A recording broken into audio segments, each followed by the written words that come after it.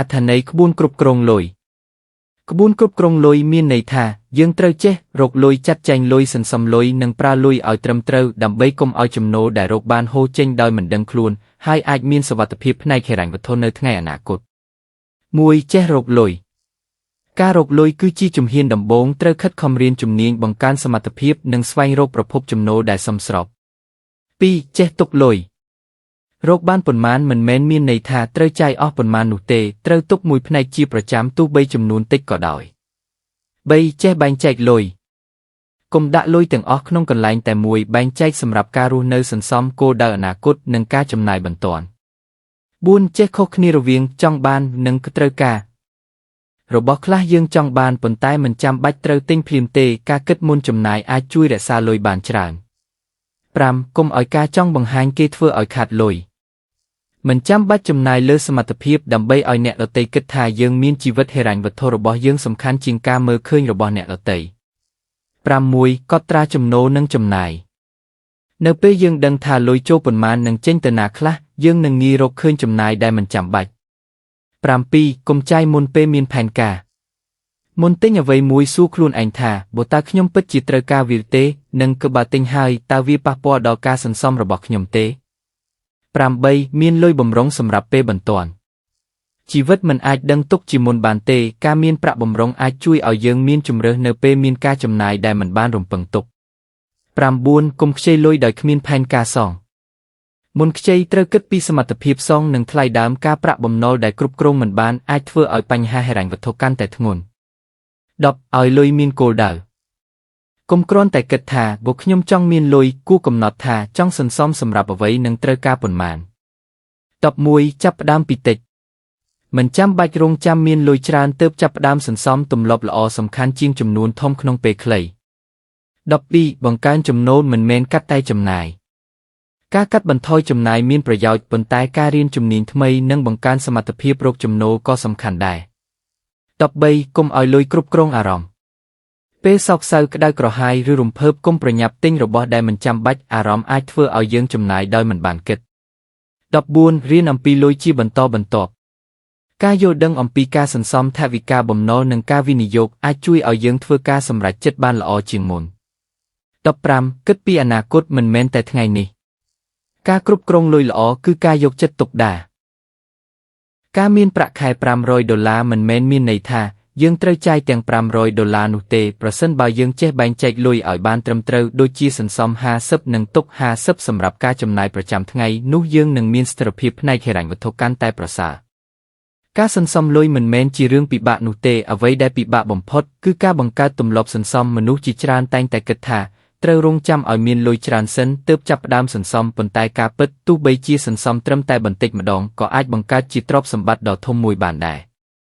ការសន្សំប្រាក់ជាប្រចាំប្រៀបដូចជាការដាំដើមឈើមួយដើមថ្ងៃដំបូងវានៅតូចណាស់ហើយយើងប្រហែលជាមិនទាន់ឃើញការរីកលូតលាស់របស់វានោះទេប៉ុន្តែប្រសិនបើយើងបន្តថែទាំវាជារៀងរាល់ថ្ងៃនោះវានឹងលូតលាស់កាន់តែធំហើយផ្ដល់ជាម្លប់ដល់យើងនៅថ្ងៃខាងមុខ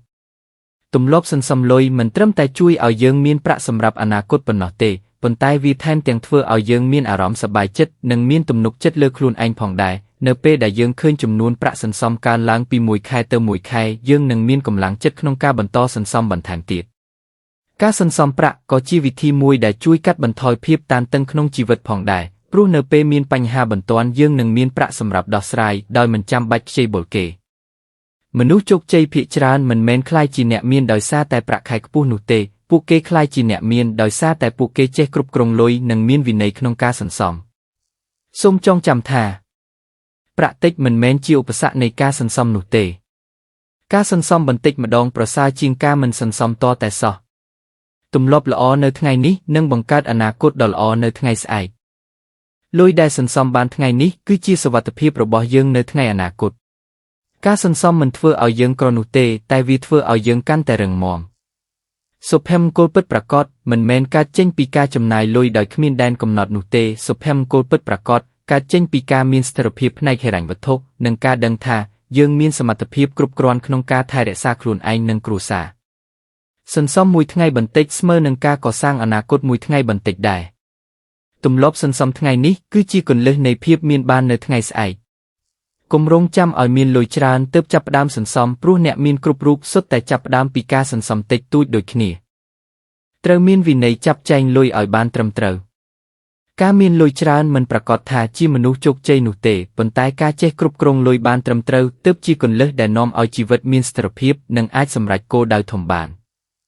លុយគឺជាឧបករណ៍សម្រាប់ទ្រទ្រង់ជីវិតប្រសិនបើយើងចាយលុយដោយគ្មានផែនការនោះលុយនឹងបាត់បង់យ៉ាងឆាប់រហ័សមនុស្សជាច្រើនរកលុយបានច្រើនប៉ុន្តែនៅតែជួបបញ្ហាហិរញ្ញវត្ថុព្រោះពួកគេខ្វះវិន័យក្នុងការចាត់ចែងលុយការមានវិន័យក្នុងការគ្រប់គ្រងលុយគឺជាការចេះបែងចែកចំណូលនិងចំណាយឲ្យបានច្បាស់លាស់មុននឹងចំណាយលុយលើអ្វីមួយយើងត្រូវគិតថាតើរបស់នោះពិតជាចាំបាច់ដែរឬទេតើការចំណាយនោះនឹងផ្ដល់ផលប្រយោជន៍អ្វីខ្លះដល់ជីវិតអ្នកដែលមានវិន័យលើការចំណាយតែងតែមានប្រាក់សន្សំសម្រាប់ថ្ងៃអនាគតការសន្សំមិនមែនមានន័យថាត្រូវរស់នៅដោយភាពលំបាកនោះទេផ្ទុយទៅវិញវាគឺជាការរៀបចំផែនការដើម្បីការពារខ្លួននៅពេលមានបញ្ហាដែលមិនអាចរំពឹងទុកបានលុយតិចមិនមែនជាបញ្ហាធំបំផុតនោះទេបញ្ហាធំបំផុតគឺការចាយលុយដោយគ្មានវិន័យមនុស្សដែលចេះគ្រប់គ្រងលុយទោះបីជាមានចំណូលតិចក៏ដោយក៏នៅតែអាចរស់នៅបានយ៉ាងសុខស្រួលដែរការចាប់ផ្ដើមគ្រប់គ្រងលុយមិនមែនចាប់ផ្ដើមពីការរកលុយឲ្យបានច្រើននោះទេវាចាប់ផ្ដើមពីការផ្លាស់ប្ដូរទម្លាប់ប្រចាំថ្ងៃដូចជាចំណាយតែទៅលើរបស់ដែលចាំបាច់សន្សំប្រាក់ជាប្រចាំកត់ត្រាចំណូលនិងចំណាយកុំទិញរបស់ដោយសារតែអារម្មណ៍រៀនវិនិយោគលើចំណេះដឹងមនុស្សដែលចេះគ្រប់គ្រងលុយមិនមែនជាទាសកររបស់លុយនោះទេពួកគេប្រើលុយដើម្បីបង្កើតអនាគតនិងធ្វើឲ្យជីវិតកាន់តែប្រសើរឡើងសូមចងចាំថារកលុយឲ្យបានច្រើនគឺជាសមត្ថភាពចាយលុយឲ្យបានត្រឹមត្រូវគឺជាប្រាជ្ញាសន្សំលុយឲ្យបានជាប់លាប់គឺជាវិន័យវិនិយោគលុយឲ្យបានត្រឹមត្រូវគឺជាផ្លូវទៅរកភាពមានបានថ្ងៃនេះបើអ្នកអាចគ្រប់គ្រងលុយបាន1រៀលថ្ងៃស្អែកអ្នកនឹងអាចគ្រប់គ្រងលុយបាន1000រៀលបើអ្នកអាចគ្រប់គ្រងលុយបាន1000រៀលអ្នកនឹងអាចគ្រប់គ្រងទ្រព្យសម្បត្តិដ៏ធំបានជីវិតដែលមានវិន័យលើការចាត់ចែងលុយគឺជាជីវិតដែលមានសេរីភាពព្រោះនៅពេលដែលអ្នកអាចគ្រប់គ្រងលុយបាននោះអ្នកក៏អាចគ្រប់គ្រងអនាគតរបស់ខ្លួនឯងបានដែរកុំចាយលុយខ្ជះខ្ជាយតាមអារម្មណ៍មនុស្សជាច្រើនខិតខំធ្វើការពីព្រឹករហូតដល់ល្ងាចដើម្បីរកប្រាក់មកផ្គត់ផ្គង់ជីវភាពរស់នៅប៉ុន្តែអ្វីដែលគួរឲ្យសោកស្ដាយនោះគឺលុយដែលរកបានដោយការខិតខំប្រឹងប្រែងបែរជាត្រូវចំណាយអស់ដោយសារតែអារម្មណ៍មួយពេលការចាយលុយតាមអារម្មណ៍គឺជាការចំណាយដោយមិនបានគិតឲ្យបានច្បាស់លាស់ពេលខ្លះយើងទិញរបស់មួយដោយសារតែយើងសប្បាយចិត្តពេលខ្លះយើងចំណាយលុយដោយសារតែយើងកំពុងតែពិបាកចិត្តហើយពេលខ្លះទៀតយើងទិញរបស់ដោយសារតែឃើញអ្នកដទៃមានហើយយើងក៏ចង់មានដូចគេដែរអារម្មណ៍គឺជារឿងដែលប្រែប្រួលគ្រប់ពេលប៉ុន្តែលុយដែលចំណាយទៅហើយមិនអាចត្រឡប់មកវិញបានទេដូច្នេះមុននឹងសម្រេចចិត្តទិញអ្វីមួយយើងគួរតែសួរខ្លួនឯងថាតើរបស់នេះពិតជាចាំបាច់ដែរឬទេតើវាមានតម្លៃសម្រាប់ជីវិតរបស់យើងដែរឬទេការចំណាយលុយដោយគ្មានផែនការអាចធ្វើឲ្យយើងជួបបញ្ហាហិរញ្ញវត្ថុនៅថ្ងៃខាងមុខមនុស្សមួយចំនួនមានប្រាក់ចំណូលល្អប៉ុន្តែមិនមានប្រាក់សន្សំទេព្រោះពួកគេចំណាយលុយទៅលើរបស់ដែលមិនចាំបាច់លុយមិនមែនរកបានដោយងាយស្រួលនោះទេនៅពីក្រោយប្រាក់មួយសន្លឹកមានទាំងញើសកម្លាំងនិងពេលវេលាដូច្នេះយើងត្រូវរៀនឲ្យតម្លៃលើលុយដែលយើងរកបានការគ្រប់គ្រងលុយមិនមែនមានន័យថាយើងមិនត្រូវចំណាយនោះទេផ្ទុយទៅវិញវាមានន័យថាយើងត្រូវចំណាយដោយមានហេតុផលនិងដោយភាពឆ្លាតវៃប្រសិនបើអ្នកមានទម្លាប់ចំណាយលុយតាមអារម្មណ៍សូមព្យាយាមអនុវត្តវិធីទាំងនេះកត់ត្រារាល់ការចំណាយកំណត់ថវិកាប្រចាំខែទិញតែរបស់ដែលចាំបាច់កុំទិញរបស់ដោយសារតែការបញ្ចុះតម្លៃទុកពេលគិតឲ្យបានច្បាស់មុននឹងសម្រេចចិត្តចំណាយបែងចែកប្រាក់សម្រាប់ការសន្សំជាមុនមនុស្សដែលចេះគ្រប់គ្រងអារម្មណ៍របស់ខ្លួនអាចគ្រប់គ្រងលុយរបស់ខ្លួនបានដែរប៉ុន្តែមនុស្សដែលអនុញ្ញាតឲ្យអារម្មណ៍គ្រប់គ្រងការសម្រេចចិត្តនឹងពិបាកក្នុងការសន្សំប្រាក់ការសន្សំប្រាក់មិនមែនជាការដកហូតសេចក្តីសុខពីជីវិតនោះទេវាគឺជាការបង្កើតសុវត្ថិភាពនិងសេរីភាពសម្រាប់ខ្លួនឯងនិងគ្រួសារសូមចងចាំថាកុំចំណាយលុយដើម្បីបំពេញអារម្មណ៍មួយពេលកុំទិញរបស់ដើម្បីប្រកួតប្រជែងជាមួយអ្នកដទៃកុំចាយលុយដោយមិនគិតពីថ្ងៃស្អែកកុំឲ្យអារម្មណ៍ក្លាយជាម្ចាស់លើការសម្រេចចិត្តរបស់អ្នកលុយដែលអ្នកសន្សំបាននៅថ្ងៃនេះនឹងជួយអ្នកនៅថ្ងៃដែលអ្នកត្រូវការវាបំផុតការចំណាយដោយសារអារម្មណ៍អាចធ្វើឲ្យអ្នកសប្បាយចិត្តតែមួយភ្លែតប៉ុន្តែការសន្សំប្រាក់នឹងផ្ដល់សុភមង្គលដល់អ្នកបានយូរអង្វែង ពេលអ្នកសន្សំម្ដងបន្តិចប្រាក់សន្សំរបស់អ្នកនឹងចេះតែកើនឡើងនៅពេលដែលអ្នកឃើញប្រាក់សន្សំកាន់តែច្រើនអ្នកនឹងមានអារម្មណ៍រីករាយមានកម្លាំងចិត្តនិងមានមោទនភាពចំពោះខ្លួនឯងដែលអាចធ្វើបានរហូតមកដល់ពេលនេះការសន្សំប្រាក់មិនមែនជាការប្រកួតប្រជែងជាមួយអ្នកដទៃនោះទេវាគឺជាការប្រកួតប្រជែងជាមួយខ្លួនឯងមួយថ្ងៃសន្សំបន្តិចមួយខែសន្សំបន្តិចហើយមួយឆ្នាំសន្សំបន្តិចប្រាក់សន្សំរបស់អ្នកនឹងកើនឡើងដោយមិនដឹងខ្លួនមនុស្សជាច្រើនគិតថាការសន្សំប្រាក់ត្រូវតែចាប់ផ្ដើមពីចំនួនធំប៉ុន្តែការពិតមនុស្សជោគជ័យជាច្រើនបានចាប់ផ្ដើមពីការសន្សំប្រាក់តិចតួចពួកគេបានបង្កើតទម្លាប់ល្អមួយដែលធ្វើឲ្យជីវិតរបស់ពួកគេផ្លាស់ប្ដូរជាបន្តបន្ទាប់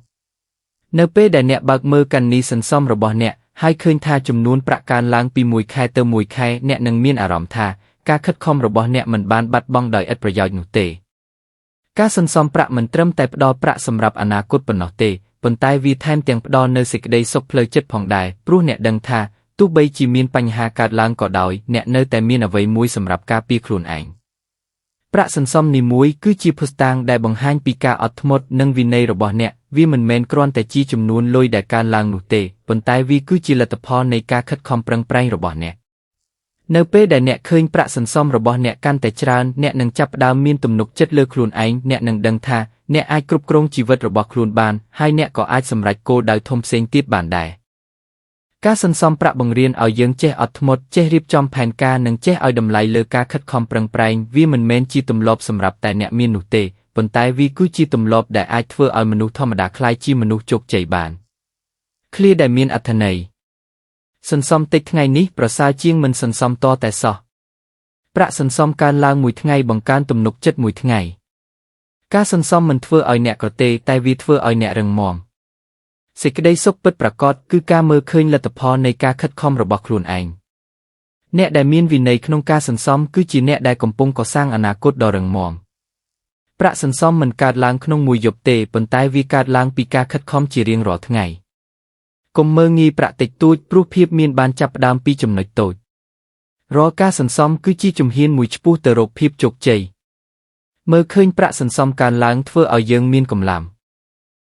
បន្ទាប់ពីធ្វើការអស់កម្លាំងនិងនឿយហត់យើងមិនគួរមើលរំលងសុខភាពរបស់ខ្លួនឡើយទ្រព្យសម្បត្តិដ៏មានតម្លៃបំផុតមិនមែនជាប្រាក់កាសទេប៉ុន្តែគឺជាសុខភាពរាងកាយនិងសុខភាពផ្លូវចិត្ត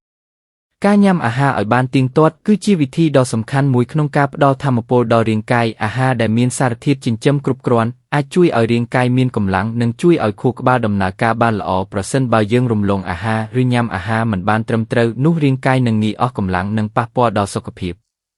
ការហាត់ប្រាណក៏ជាទម្លាប់ដ៏ល្អមួយដែរការហាត់ប្រាណជាប្រចាំជួយឲ្យសាច់ដុំរឹងមាំបង្កើនថាមពលនិងកាត់បន្ថយភាពតានតឹងទោះបីជារវល់នឹងការងារយ៉ាងណាក៏ដោយយើងគួរតែចំណាយពេលបន្តិចសម្រាប់ការហាត់ប្រាណដើម្បីថែរក្សាសុខភាពឲ្យបានល្អ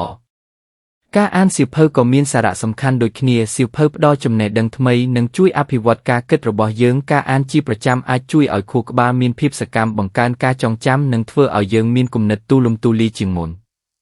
ជីវិតមនុស្សត្រូវការទល់ឲ្យភាពរវាងការងារនិងការថែទាំខ្លួនឯងការខិតខំធ្វើការគឺជារឿងល្អប៉ុន្តែការថែរក្សាសុខភាពក៏ជារឿងសំខាន់ដែរប្រសិនបើយើងមានសុខភាពល្អយើងនឹងមានកម្លាំងបន្តការងារនិងសម្រេចគោលដៅក្នុងជីវិតបានកាន់តែប្រសើរដូច្នេះបន្ទាប់ពីធ្វើការអស់កម្លាំងយើងកុំភ្លេចថែរក្សារាងកាយនិងខួរក្បាលរបស់យើងដោយញ៉ាំអាហារឲ្យបានទៀងទាត់ហាត់ប្រាណឲ្យបានជាប្រចាំនិងអានសៀវភៅជានិច្ចទម្លាប់ល្អតូចទាំងនេះនឹងជួយឲ្យយើងមានសុខភាពល្អមានគំនិតភ្លឺថ្លានិងរស់នៅប្រកបដោយសុភមង្គល